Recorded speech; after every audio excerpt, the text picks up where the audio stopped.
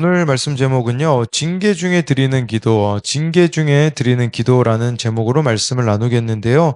이렇게 제목을 잡은 것은요, 1절에 보면 다윗이 나를 징계하지 마소서라고 기도하기 때문입니다.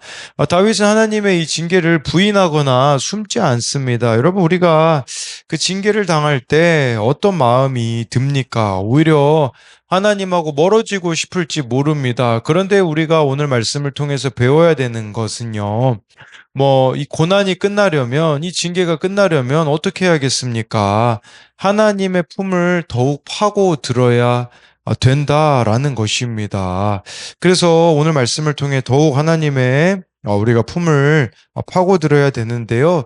첫 번째로 우리가 알아야 되는 것은요, 죄에 대한 대가 지불이 있음을 알아야 합니다. 1절인데요.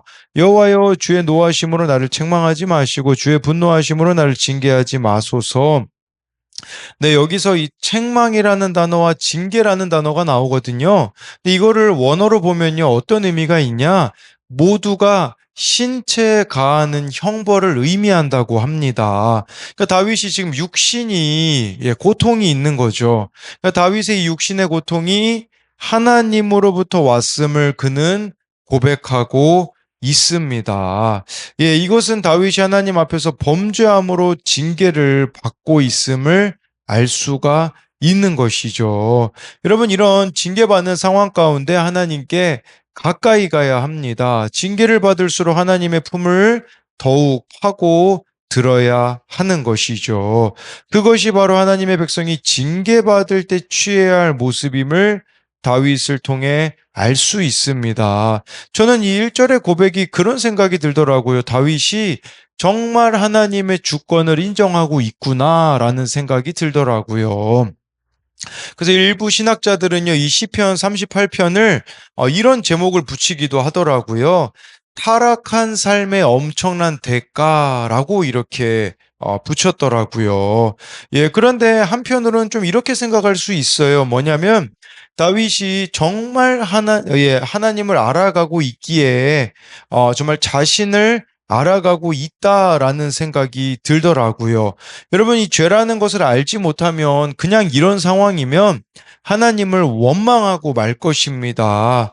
내 죄가 고난보다 약하다라는 생각을 가지고 있기에 원망과 불평을 남발했을지도 모릅니다. 그러나 다윗은 하나님 앞에서 자신의 죄인됨을 보고 있기에 정말 내 죄가 고난보다 크다를 외치고 있는 거죠. 여러분, 내 죄가 고난보다 크다라는 것을 외치면요, 원망과 불평이 나오지 않는 것이죠.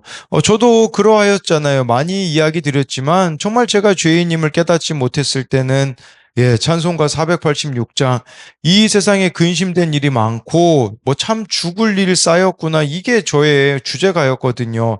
그러니까 모든 일들이 나는 잘못이 없는데 다 죽을 일들로만 보였던 거죠. 근데 제가 죄인임을 깨달았을 때 찬송가 고백은 474장 나 행한 것 죄뿐이었다라는 이 고백이었거든요. 나 행한 것 죄뿐이니 하나님의 은혜를 구할 수밖에 없는 거죠. 물론 다윗이 죄를 지었기 때문에 실패했을지 모르겠지만 그 가운데 처절하게 하나님의 은혜를 다시 붙들고 있는 것입니다. 2절 3절에요. 주의 화살이 나를 찌르고 주의 손이 나를 심히 누르시나이다. 주의 진노로 말미암아 내 살에 성한 곳이 없사오며 나의 죄로 말미암아 내 뼈에 평안함이 없나이다. 2절은요, 왜냐하면으로 시작해요. 우리나라 말 성경에는 왜냐하면이 빠져 있는데 2절에 왜냐하면으로 시작했다라는 것은 뭘 의미하겠습니까? 1절에서 그렇게 다윗이 하나님께 호소한 이유를 말하고 있는 것이죠. 다윗이 죄로 인하여서요, 하나님과의 관계가 어그러졌다라는 거죠. 그래서 2절 말씀에 다윗이 느끼기에는 마치 하나님이 다윗을 관역 삼아 화살을 쏘시고 그 화살이 자신을 이렇게 관통하였다, 이런 아픔이 있는 거. 그러니까 이 1절은 어떻게 보면 육체적인 질병을 말한다면 2절은 하나님과의 그 관계에 있어서의 어그러짐, 그걸 뜻하는 겁니다. 주의 손이 나를 심히 누른다라고 이렇게 말하는 것은 하나님이 지금 심판을 행하고 계신다라고 다윗이 고백하고 있어요. 그랬을 때 3절에요. 이 하나님의 진노로 말미암아 내 살에 성한 곳이 없다.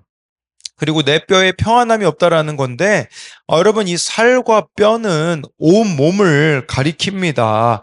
다윗은 온몸 가운데 손상되지 않고 성한 부분이 없다라는 고백으로, 이렇게 아마도 심각한 질병으로 인해 온몸에 성한 곳 한 군데도 없는 상태가 되었고, 그러한 상태를 초래한 원인이 바로 자신의 죄임을 가슴 깊이 깨닫고 있습니다. 계속해서 4절을 보면요.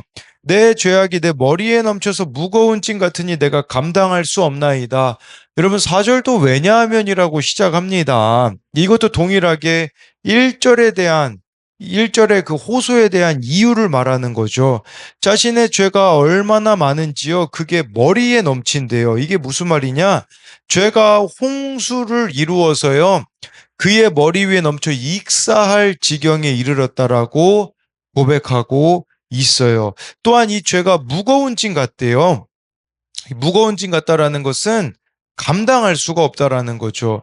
그의 위에 높이 쌓인 짐과 같아서 그 짐에 깔려 죽을 것 같다고 탄식하고 있습니다. 다윗은 자신이 당하고 있는 고난이 자신의 죄악으로 인한 것임을 다시 한번 고백하고 있는 거죠.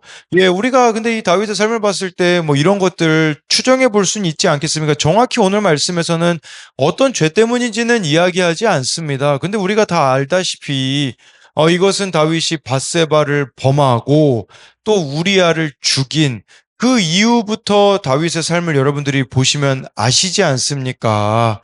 정말 이 아들에게 배반당한 일도 벌어지게 되어지고 그런 끔찍한 일들을 직면할 때마다 다윗은 무엇을 떠올렸겠습니까? 바로 자신이 범한 죄가 생각났을 거라는 거겠죠. 8절 9절을 보면요. 내가 피곤하고 심히 상하였음에 마음이 불안하여 신음하나이다. 주여 나의 모든 소원이 주 앞에 있사오며 나의 탄식이 주 앞에서 감추이지 아니하나이다. 8절에서 주목해서 봐야 되는 단어는 마음이 불안하여입니다. 이 불안하다는 말을 원어로 보면요. 바다가 요동치는 모습을 묘사할 때 사용하는 단어예요. 그러니까 다윗이 그냥 육체적인 고통만 있는 게 아니라 마음이 있잖아요. 이 불안하는 거, 막 바다가 요동치는 거와 같은 그런 마음 상태였다라는 거죠. 다윗의 마음 상태가요. 여러 가지 걱정, 번민으로 얼마나 요동치고 있는지를 표현하고 있는 말이죠. 그래서 다윗의 번민이 죽음이 임박한 것과 같은 그런 두려움을 포함하고 있는 것입니다. 지금 이 다윗이 하나님께 받는 징계가 이렇게 길게 묘사된 이유가 뭘까요? 그것은요, 여러분, 하나님은 죄에 대해 침묵하지 않으시는 분이고 죄를 얼마나 싫어하시는지를 보여주는 겁니다. 그러나 여러분, 이 하나님이 백성에게 내리는 이 징계는 사랑의 표현이에요. 마치 부모가 사랑하는 자녀들을 꾸짖어 죄에서 돌이키고 회개하도록 이끄시는 거겠죠. 다윗은 온몸으로 이 죄의 대가를 치르며 하나님의 진노를 느끼고 있어요. 9절에 보면요. 나의 모든 소원이 다윗이 하나님을 주여라고 고백하지 않습니까? 그러면서요. 다윗은 그의 모든 것을 하나님 앞에 솔직하게 드러내고 있습니다. 이러한 질병과 죄와 이 불안함으로부터 구원하실 수 있는 분이 하나님이심을 고백하고 있습니다. 여러분, 문제 해결은 하나님을 만나는 겁니다. 정말 좋아요. 여러분들이 하나님을 만날 때에 이러한 문제들로부터 우리가 해결되어질 수 있음을 보는 거겠죠. 그래서 이것에 대한 두 가지 적용도요. 내가 지은 죄 때문에 지금 마음이 무겁고 두렵습니까? 그것을 하나님께 솔직히 고백하고 있습니까? 또 한 가지는요. 고난 중에 하나님께 나의 모든 아픔을 솔직히 고백합니까? 낙심하여 입을 다물지는 않습니까? 정말 여러분들이 겪고 있는 그 고난 가운데 하나님 앞에 솔직히 고백해야 된다라는 거. 낙심하여 입을 다물게 되어지면요. 자기만의 세계에 갇힐 수밖에 없습니다. 자기 연민을 할 수밖에 없기에 여러분 낙심하여 입을 다물 게 아니라 하나님께 나아가야 합니다. 두 번째로는요, 사람을 향해 입을 닫고 하나님을 바라보아야 합니다. 11절, 12절인데요. 내가 사랑하는 자와 내 친구들이 내 상처를 멀리하고 내 친척들도 멀리 섰나이다. 내 생명을 찾는 자가 올무를 놓고 나를 해하려는 자가 괴악한 일을 말하여 종일토록 음모를 꾸미오나. 네, 이 11절을 통해서 알 수 있는 것은 여러분 죄라는 것은요 하나님과의 관계만 어그러뜨리는 게 아니라 이웃과의 관계도 파괴한다라는 사실입니다. 그러니까 지금 사람들이 다 다윗에게 등을 돌렸어요. 여러분 11절에 나와 있는 사람들 얼마나 의지가 되는 사람들입니까? 내가 사랑하는 자, 내 친구들, 내 친척들이 다 나를 외면하였다라는 것을 말씀해주고 있는 거겠죠. 근데 여러분 이게요, 이 11절을 보면 동시에 일어난 사건의 진술이거든요. 이게 무슨 말이냐? 사랑하는 자, 친구들, 친척들이 동시에 그에게서 멀어졌다라고 볼 수가 있어요. 여러분 이렇게 가까운 사람들이 한둘 서서히 떠났다면 그렇게 허망하게 느껴지진 않았을 텐데 여러분 한순간에 모두가 다 떠나버렸다면 극심한 고독감에 사로잡혀 정말 완전히 다윗은 고립이 되어 혼자가 된 것이죠. 그가 의지하고 도움을 얻을 만한 사람이 아무도 남아있지 않았던 것입니다. 그리고 이제 12절에 내 생명을 찾는 자가 올무를, 사랑하는 자가 떠났죠. 12절에는 자기를 지금 해하려는 자가, 있음을, 이렇게 말하고 있어요. 다윗은 이런 상황 가운데 하나님께 자신의 모든 탄식을 아뢰며 하나님을 의지합니다. 여러분 에베소서에요. 우리의 이 영적 전쟁은요. 혈과 육에 대한 것이 아니라고 하고 있어요. 혈과 육에 관한 것이 아니라는 것은요. 사람들에 대하여서 우리는 반응하지 말아야 된다라는 겁니다. 여러분 우리가 이 믿음의 길을 걸어갈 때 때로는 사랑하는 사람들이 떠나는 일도 있습니다. 또 12절 같은 것은요. 나를 힘들게 하는 사람이 있어요. 그럼 우리는 어떻게 합니까? 그 사람들 미워하느라 얼마나 많은 우리가 에너지를 씁니까? 그러지 말아야 된다라는 것이에요. 사람은 왜냐하면 믿음의 대상이 아니라 사랑의 대상이기 때문에 그런 여러분 힘든 일들이 있을 때 하나님 앞에 나아가야 되는 건데요. 아까 11절에 이 사랑하는 자, 친구들, 친척들이 떠나는 거는 한순간에 동시에 일어난 일이라고 했잖아요. 12절도 여러분 원어로 보면요. 이게 미완료형으로 쓰여져 있는 부분이 있는데 그건 뭐냐면 음모를 꾸미오나라는 이 단어가요. 미완료형으로 쓰여 있어요. 다윗은요 계속해서 원수들에게 괴롭힘을 당하고 있는 거죠. 근데 여러분 이런 상황이면 여러분 우리 어떻습니까? 사람들에게 크게 반응할 수밖에 없겠죠. 근데요 다윗은 어떻게 합니까? 13절부터 15절에 보면요. 나는 못 듣는 자 같이 듣지 아니하고 말 못하는 자 같이 입을 열지 아니하오니 나는 듣지 못하는 자 같아서 내 입에는 반박할 말이 없나이다. 여호와여 내가 주를 바라싸우니 내 주 하나님이 내게 응답하시리이다. 네, 다윗은요.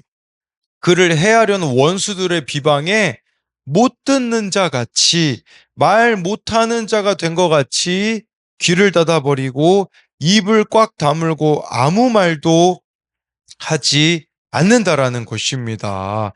그는요, 이 원수들에게 반응하지 않는 것이에요. 다윗은 원수들의 비방과 조롱과 음모를 다 들었지만 못 들은 채 했고요. 얼마든지 반박할 수 있었지만 아무런 반박도 하지 않았다라는 겁니다. 왜 그랬을까요? 이는 자신의 죄로 인해 하나님께 징계를 받고 있는 것임을 인정했기 때문이라는 것이에요. 그러면서 15절에 보니까요, 다윗은 원수들의 중상모략에 아무런 대응을 하지 않은 것은 그들의 거짓과 억지를 몰라서가 아니라 하나님께만 입을 열어 자신의 형편을 아뢰고 원수들을 심판해 주시기를 요청했기를 원했기 때문이라는 것을 밝히고 있는 것이겠죠. 다윗은 하나님이 반드시 응답할 것에 대한 믿음을 가지고 하나님의 개입을 기다리고 있었기에 악인들에게 말로 변명하거나 설득하려고 하지 않았습니다. 그러니까 이 모든 일이 하나님으로부터 왔다라는 것을 그는 알았기 때문에 사람들에 대하여서 반응하지 않았다라는 거죠. 저도 그렇더라고요. 지난주와 지지난주에 제가 깨달았던 것은 자격지심이라는 그 부분이었거든요. 사람들로부터 참 이런 좀 어려움들이 있었었는데 그 가운데 저에게 자격지심이 있다라는 것을 발견하게 되니까 사람에 대한 미움이 사라지게 되더라고요. 그리고 제가 어제 어느 청년을 만났는데 그 청년에게 이 청년이 지금 참 힘든 상황 가운데 있거든요. 근데요, 그 청년에게 딱 해줄 수 있는 말이 뭐냐면, 너의 그 자격지심을 내려놔라 라는 그 말이 그 청년에겐 참 많은 위로가 되었다고 저에게 어제 이야기를 하더라고요. 그러니까요, 이 모든 일이 다 하나님으로부터 왔다라는 우리가 이 고백이 있었으면 좋겠어요. 때로는 사람들이 여러분들이 힘들게 한 일도 있습니다. 예, 또 고난으로 힘든 일이 있어요. 그런데 하나님께 나아갈 때요, 그것이 바로 저와 여러분들이 다른 사람들이 하나님께로 향할 수 있는 통로의 역할을 할 수 있다라는 것을 기억하는 여러분이 되었으면 좋겠습니다. 그래서 이것에 대한 적용도요. 사람을 향해 입을 닫고 하나님을 바라보아야 할 일은 무엇입니까? 또 한 가지는요. 지금 내가 겪는 어려움은 무엇입니까? 그것을 해결하기 위해 하나님께 기도하고 있습니까? 기도하겠습니다. 살아계신 하나님, 다윗은 자신의 죄에 대한 하나님의 징계를 인정하며 나아갑니다. 하나님, 우리도 어떤 일이 있어도 내 죄가 고난보다 큽니다라는 그 고백으로 또 하나님의 주권을 인정함으로써 나아갈 때에 하나님, 이 일들 가운데에 우리들의 삶이 하나님 안에서 해석이 되어진 은혜가 있게 하시고 뿐만 아니라 어려운 일이 있을 때 더욱 하나님의 품을 파고드는 자가 되게 하여 주옵소서. 하나님, 또 오늘 말씀해 보면 다윗이 사람들에게 외면당하는 장면이 나옵니다. 정말 사랑하는 자들이 떠나고 그리고 다윗을 향하여서 온갖 비방하는 자들이 음모를 꾸미는 자들이 있을 때 다윗은 그들에게 반응하지 않습니다. 우리의 싸움은 혈과 육에 관한 것이 아니기 때문입니다. 하나님, 우리들을 힘들게 하는 사람들이 있습니다. 나를 배신하는 사람도 있고 나를 정말 힘들게 하는 사람들이 있을 때 그들에게 우리가 반응하는 것이 아니라 이것 또한 하나님께서 이것을 통하여서 나에게 무엇을 가르쳐 주시기 원하는가 하며 하나님께 나아갈 때에 그 가운데에 또 정말 하나님께서 마땅히 우리들 가운데 가르쳐 주시는 것들을 배우게 하시고 하나님, 그것이 또한 통로가 되어서 다른 이들을 또 하나님께로 인도하는 약재료가 되어지는 은혜가 있게 하여 주실 것을 믿으며 살아계신 예수님 이름으로 기도드립니다. 아멘.